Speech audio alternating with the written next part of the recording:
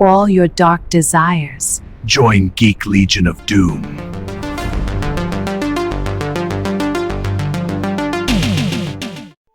We are talking Violent Obsession from 2023, directed by Sebastian Zeglarski, who also has a role in the movie. And this is technically speaking a short film, runs about 34 minutes. Now, the movie production company is called Violent Art, and I would suggest that that is probably an apt description for what this movie is actually about, because it's not really a story necessarily, more of a violent art, as the production company suggests. Now, let me tell you about it. So, the film is about this guy who wakes up in the forest. It looks like he may have been murdered or something, but he awakes seemingly under the influence of some type of hooded demon who looks like Emperor Palpatine, played by our director. And it appears that he is a serial killer who is kind of facing some sort of judgment, and he is wandering around the woods seeing a variety of different sort of horrific imagery, whilst also in his head kind of experiencing flashbacks of his exploits in his kill room. What will happen? You'll have to watch the movie and find out.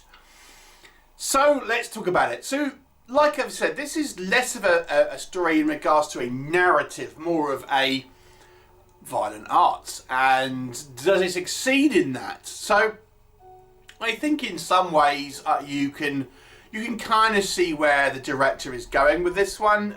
It is just really an effects showcase more than anything else. For those who like more extreme cinema, more gore stuff, splatter stuff, it is a variety of sequences where the camera does not flinch away, showing you some pretty violent things on screen. Now, obviously, there's so much I can really go through and show you here on YouTube, but nonetheless, pretty much everything is on display. I mean, just to give you one, there's a couple of scenes of it's German, so Wiener Schnitzel mutilation, if you get what I mean. It's going to make you cross your legs a few times, and it's all sort of in its conceptual idea, it's pretty kind of horrific stuff.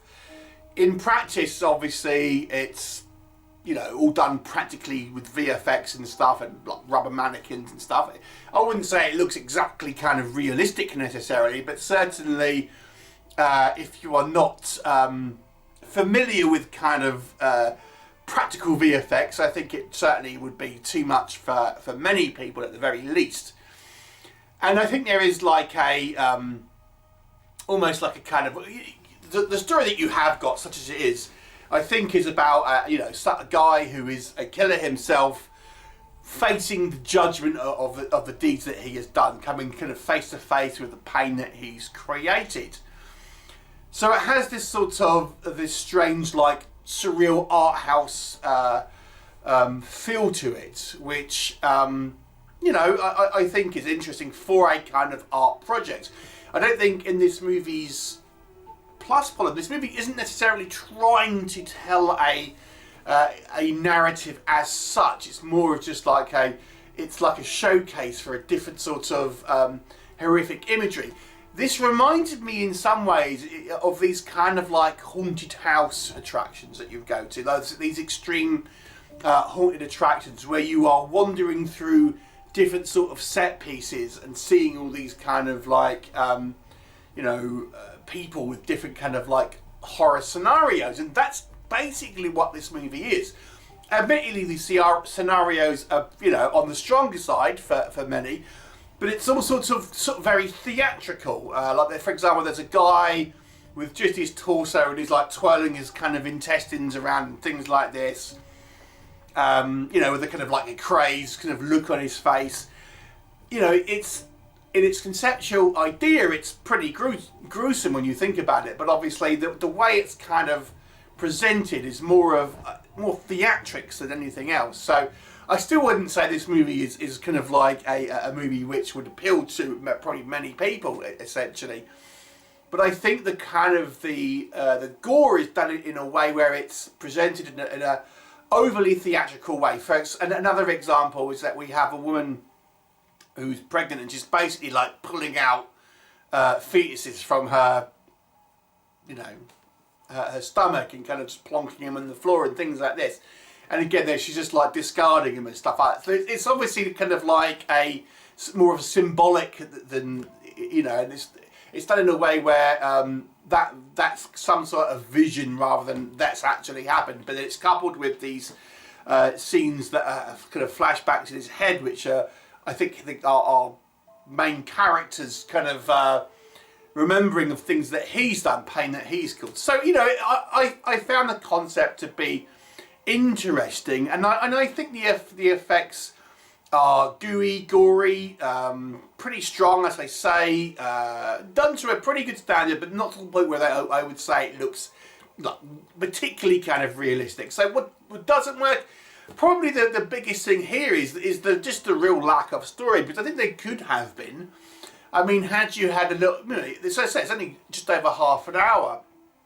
If you had a situation where we followed this guy as a serial killer and this was ultimately his kind of judgment, and then someone's dealt with him and he's died and he's been kind of like brought back in this kind of purgatory where he's now facing the consequences of what he's done. I mean, I'm kind of filling in the blanks there. I think that's what the movie is suggesting, but it's not shown. It's kind of just sort of suggested. So I think there could have been a more of an interesting kind of narrative. There's not really any dialogue apart from our director as this kind of Emperor Palpatine sort of character giving us a monologue. And I think again there could have been a situation where our sort of this killer guy is interacting and trying to sort of maybe come to terms or trying to defend himself or sort of arguing the case. But he's just sort of being told, really, and again, I think a bit more interaction with characters might have given it a little bit more depth to it. And again, that kind of it had the opportunity to have more story. It's chosen not to. This is why I say this movie feels more like an art project than an actual kind of film where it's trying to tell a story necessarily. So, I mean, the effects, it's obviously a lower budget kind of splatter flick. I think the effects look pretty good, but they've kind of done it where I think the situations are uncomfortable to look at, but they're not necessarily super realistic in some ways. Maybe that's down to the budget, maybe they wanted to be, I can't really sort of say for sure, but the idea behind them is graphic enough. So when we have these kind of the representations, I would say, a lot of the kind of the stuff looks a little bit rubbery. But maybe that was a choice. So this is a hard movie to really sort of to review in some respects, because I think in some ways this movie is set, the product that we've got is the intention of what was made, if that makes sense. So I think this was intended to be some great story. It's just intended to be this kind of like think piece with this very kind of arty but a very gory art, and in that respect it succeeds. But at the same time, I think there was more that could have been done with it. You could have had a more of a narrative. You could have had actual kind of characters. I think maybe the biggest failing really is that our central character, we have no context about who he is, what he's done, how he's got to this place, and as such it's you don't really ever connect or anything like that, or have any sort of context about him or as a kind of a character himself. So it's lacking in that respect, and I think that's possibly a bit of a missed opportunity. But if you just wanted a kind of a gory showcase with pretty much every sort of extreme thing you can possibly imagine, and where the camera is not kind of pulling away, then you may want to check it out. I'll give it a 5 out of 10. It's a hard film to really sort of judge in many ways, though. So have you seen it? What were your thoughts? Leave me comments, and I'll look forward to seeing you next time. Your fear is delicious. Stay back! She said stay back. You can't stop me!